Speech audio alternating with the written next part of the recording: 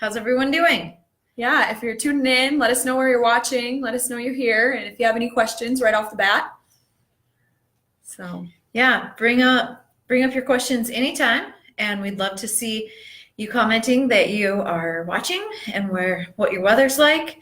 It's cold here in Helena again, but I'm sure it's not as cold as it is some places where you are. and there isn't any snow, so I'll take it. Right. Well, do you want to start? Sure. Looks like Chelsea has joined. Thanks for joining us, Chelsea. Do you want to jump on the video? We'll see if she responds. Well, while we get started, we'll just start into a few bills, talk a little bit about how the session's going so far. So we're very close to the transmittal deadline now. Usually by this time of year, there are hearings that are having 5 or 6 bills in them at a time. That's been a little bit more limited, but it's still been really busy with a lot of amendments and a lot of work being done behind the scenes on a number of bills. So we've noticed the speed up, but next week will be interesting because they're only supposed to be here they're going to be here through the week, but it sounds like we're going to have hearings Monday, Tuesday, Wednesday. Yep. And then floor sessions on Thursday and Friday, and possibly maybe the House will still be here on Saturday. Yeah. So Don joined us from DC. He's back there for the issue advisory committee meetings. Hopefully those are going well, Don, and appreciate all of you guys who are back there, and wish that I could be there with you, but I'm confident that you have it all under control, and I'm looking forward to hearing about how it all goes. So we have, just to let our viewers know, Don Steinbeiser Jr. is representing Montana Farm Bureau on the Environmental Regulations Issue Advisory Committee for American Farm Bureau. Megan Hedges is on the Farm Policy Committee. Last year they were busy talking about the Farm Bill. I'm sure they're talking about implementation this time. Tanya Lyles is on the Animal Care Committee, and Chuck Ryan is on the Federal Lands Committee. So they're all back there representing Montana and making sure that our Western views get recognized while amongst all of our cohorts from all the other states. Hi, Chris. Hi, Chris. So we have a few people on now. And hello, Rebecca.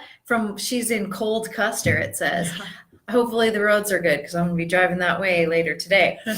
But we'll just jump in on a few bills.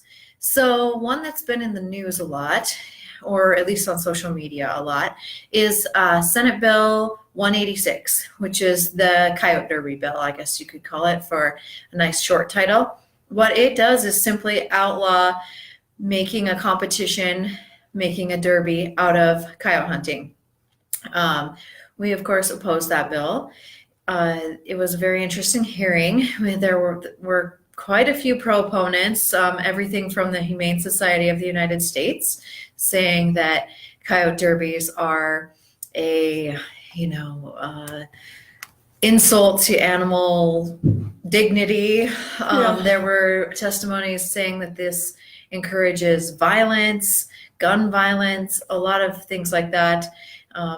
I was one of the opponents and shared that coyotes are the #1 killer of livestock still. We hear a lot about wolves and grizzly bears, but coyotes are still #1 in depredation of livestock. It's legal to hunt them. And these derbies are, maybe I shouldn't say fun, but they're a way for communities to have some real predator control and relief at critical times of the year. And they make a big difference to the local farmers and ranchers in that area. And these things are usually held in the winter for a good reason, and that's that calving and lambing season are right around the corner, which works out well for us because the predator numbers will be down, and hopefully that will help with preventing depredation. Yes. So the bill hearing went kind of as expected. The stock growers and the wool growers joined us in opposition, as well as one hunter. I was kind of surprised that there were no Derby people there, but The committee asked very good questions, and we believe that thing is on its way out soon. So is there any questions about it? Like I said, a short, simple bill, but with something that could really have some negative effects to our ability to control predators. Yeah. And that's a good segue for a bill that I worked on that increases the funding for livestock loss, the account for the Livestock Loss Board. It increases their funding from $200,000 to $300,000 each year. A much needed increase. Yes. I would argue that it was already incredibly low last session when they added mountain lions to the list of predators that livestock producers can request funds for depredation losses. So that was an increase in funding. With an increase in that predator last year, the Livestock Loss Board has been stuck in a situation where they're receiving more applications than they have money to account for. So this is a good bill. We supported it, as well as wool growers and stock growers. I foresee that coming out of committee. One legislator did ask, well, is this enough? And Representative Ray Shaw, that's sponsoring this bill, said no, it isn't, but we're going to take what we can get, and it's much needed. So we're excited to support that bill as well. And just for historical context, it's been at $200,000 ever since its inception, as I recall. And it started out just covering wolves, then the grizzly bear was added, and then mountain lions. So we all know that the pressures from all three of those predators still remain. And so we've got to get some extra funding in there and, help take care of our producers that are suffering these losses. Yeah, absolutely. Yes. So another funding bill was House Bill 52, which it actually makes funding for a couple economic development programs permanent. The sunset is this year. It removes the sunset entirely. And the economic development program that we focused on was Growth Through Agriculture, which is, they have a council. It's a part of the Department of Agriculture, and they provide grants and loans to applicants across the state that have a project or a business that they hope will diversify agriculture and just worthy projects. We have quite a few members that have applied and received grants for these programs. I know some in Chester, Big Sandy. I mean, this is a really great program that our members, as well as agriculture producers across the state, have benefited from. So we came in to support that. We would love to see it as a permanent program in that funding. One legislator did ask, well, why are we removing the sunset? Let's just add another sunset. And I see sunsets as something to add to a program that hasn't proven itself sometimes. It is good to be able to look at this program in a few years and see if it's working, and this one is. So we're excited about removing that sunset, and we hope that'll get out of House Appropriations this week. You had a really long hearing on that one, too. It did. There was a very long lineup of proponents. I think it was an hour and a half worth of people testifying on behalf of what these programs have done for their business and their community. So good hearing. Yes, and that's rare in appropriations because those hearings are usually quite short. You're only supposed to talk about the money, how the fiscal note works, where it comes from, where it goes to. So you can tell that this is an important and complicated issue that they really had to hear out all of the details. Yes. A short hearing that we had in there was on House Bill 218, which provides some, actually $1.85 million for career and technical education programming in the state. And it also extends sorry, I'm like reading that and trying to talk. No, that's good. It extends the programming to junior high grades, not just high school as well. So that's a bill that we supported, and we supported it in appropriations to only proponents in that hearing. So, anytime you're asking for money, it'll be challenging to get, but it's important to prepare our future workforce for the jobs and tasks that we need. Sorry guys, we weren't seeing questions pop up right away. I noticed that I forgot to mention the bill number for the livestock loss funding bill. That is House Bill 520, and Representative Ray Shaw is sponsoring that bill. And Rebecca has a question about another one of Mike Phillips's bill that was heard in Senate Fish and Game. Yes, so Senate Bill 186 that I talked about was the Coyote Derby bill, and that was sponsored by Senator Phillips out of Bozeman. He had another bill in committee that same day I believe it was 187, and it makes it a crime to hit a coyote with a vehicle. So a car, a snowmobile, anything like that. We did not weigh in on that bill. It's not a traditional way of controlling predators. Yeah. But I did not sit through that hearing either, so I can't give you any insight onto how that went, who supported, who opposed, as I had to run downstairs and try to hit up a few other hearings. But let's see, is there any other? Okay, we've got Chelsea's adding links to the bills that we're talking about, and she might add some others that we don't touch on, so you can look at those directly from there. Thanks, Chelsea. Yes, that is helpful. So we also we had a bill in House State Administration, which is not a committee that we usually go before often, but this bill was one that would allow tribal entities to ask for a heritage designation on private and public lands. So right now, heritage designations can be given on state lands, and then so that puts a process in place where these things called SHPOs and TIPOs, which are abbreviations for, which I didn't know anything about because again, this is not usually our game, but they can put in place for 30 days, they have time to review the situation and put out a statement of a policy of if this is indeed a heritage site or not.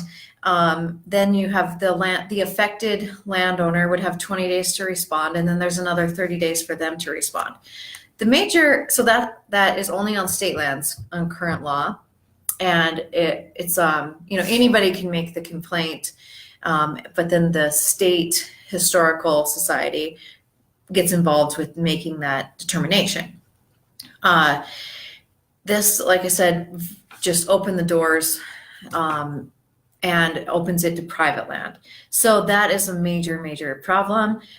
We opposed the bill, respectfully saying we understand that heritage is important to everyone, and nobody wants to see a graveyard being dug up or destroyed or anything like that. But this is a major, major taking of private property rights, maybe the biggest attempt we've seen this session. So there was a bunch of opponents. It's a interesting and delicate discussion that I think the legislature might look into further as ways to protect heritages. So that's good, but we're going to be, we oppose the bill to protect private property rights. That is, did I say the number? House Bill 452, if you'd like to refer to it. But and I don't believe they've taken action on it yet, but they will soon. Amazed me because they struck the word state lands and inserted private and public. So the entire state of Montana would be subject to this bill. So bad bill. Another one that we worked on was House Bill 505. That's Representative Walt Sales's bill. He's from Manhattan. And this bill would require an applicant who's applying for a permit for a water appropriation or a change in a current water right to notify any other users that either share a point of diversion or share a conveyance facility. So a canal, a ditch, a pipeline, any other constructed waterway. So essentially DNRC, when they receive your application for a permit or application for a water change, at some point they say that the application is correct and complete. And if this bill were to pass, it would say that until you have notified all other water users in that conveyance facility or point of diversion that you're applying for this change, your application is not correct and complete until that change has been made. So we supported this. We think it just adds transparency to the process. It's just a good neighbor bill is how I've coined it. But she tried that joke with the committee. Yes. So there's a good neighbor authority bill for timber sales. And I thought this was the good neighbor authority bill for water rights. And I did not get that many laughs, but I thought it was kind of comical. They've But had a long day. yes, they did have a long day. But this is a good bill. It's really just adding more transparency to the process. It's ensuring that if your application, your proposed change or proposed water right, if it has any potential to affect any other water user down the ditch, they know about it. So that had a good hearing, and they'll likely take exec on that next week. All right. There's a couple, it was kind of a wildlife week, I guess. That day, same day as the Coyote Derby bill, there was there were two bills that have to do with the shoulder season for elk hunting and allowing more elk to be taken. And so we supported both of those. Those were House Bill 497 and a resolution, HJ 18, both by Representative Wiley Galt. So it sounded like they had some very, very interesting hearings. You know, it's just all the wildlife hearings have a tendency to potentially become well, I don't know if controversial, heated. Yes. But you know, these things are really important to landowners. So we are happy to be there for our members. We were excited to see House Bill 497 pass out of that committee. So. Yes. Oh, it already did? Yes. That's good. Yep. Some things are moving really fast now. And it's funny because some committees are really good about taking executive action, is within a week or something like that. And some are letting bills pile up. Not necessarily committees that we're working with, but a lot. But it's just a difference. But all of them need to come out very soon if they haven't. Repeated, which some of the bills that we were working on this week have already been heard in their first house and have made it over to the second. So just touch really quickly on a couple of them. One is House Bill 24 from Representative Redfield. It's a tax bill. It's a simplification bill, and it's for irrigators. And all it basically does is give all irrigators the maximum $50 deduction for your irrigation costs, which will simplify the reporting process, takes away a lot of the paperwork, and gives everybody the deduction that they're eligible for. So, like I said, we were happy to support that one. It sailed through the House like 96-4. Had a hearing in Senate tax this week.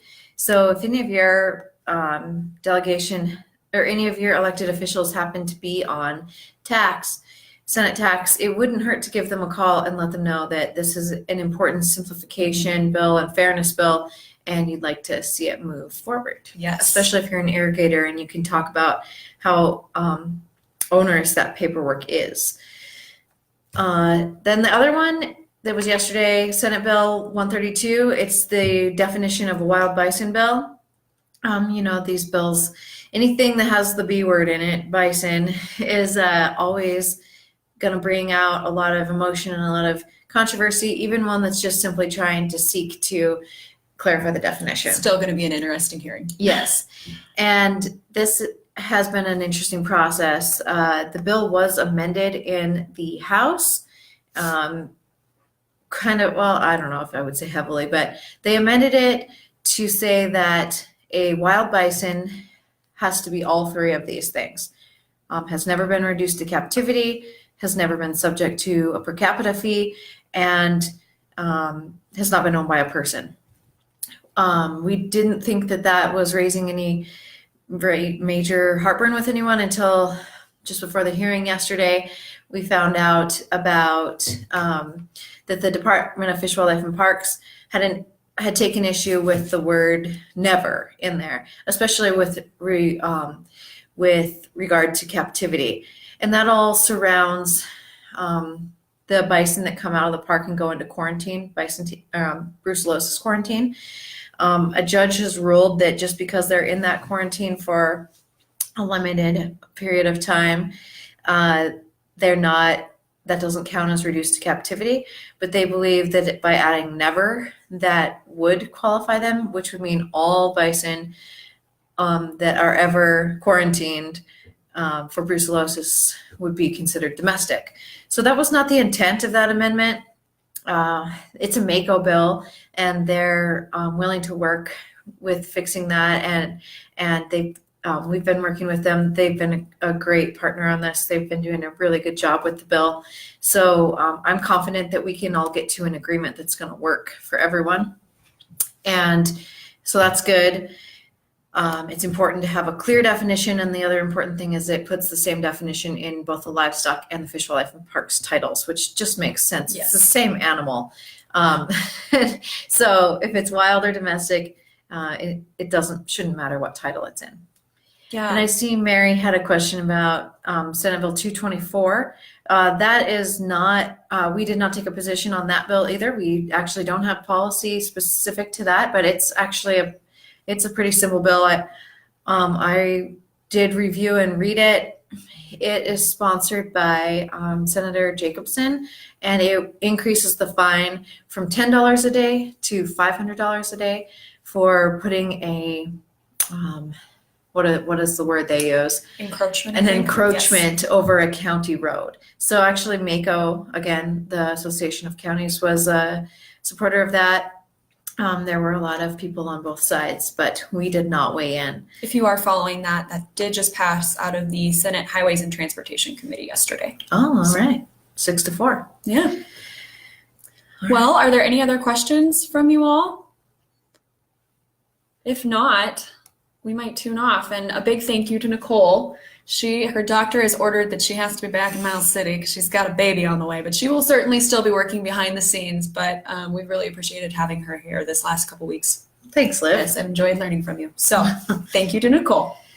Well, and thanks everybody for tuning in. And I think we're going to tune off. I've really enjoyed working with Liv and Chelsea up here. Liv's doing a great job with her first session. And we've had a good first half. It's not quite half over, but almost. And we're still winning. Yes, so that's we good. We are. Some of you care about the dinosaur bones bill. It passed out of committee Yes. yesterday. So there's a lot of balls in the air still right now, but there's a lot that are kind of getting under control, which is good. It'll be a busy week next week. So tune in next Friday for an update. The day of transmittal, right? Or day before transmittal. Yeah, whenever they officially declare it. We don't know yet, but in that general area of time. Yes. So. And some of you are coming up next week, so enjoy the Council of Presidents and the board meeting. I'm sorry that I'll miss you, but I know these guys will take great care of you, and it'll be an interesting time to be here because it won't be like your traditional, like how we usually have weeks go. So. Yes. Yeah. Thanks, guys.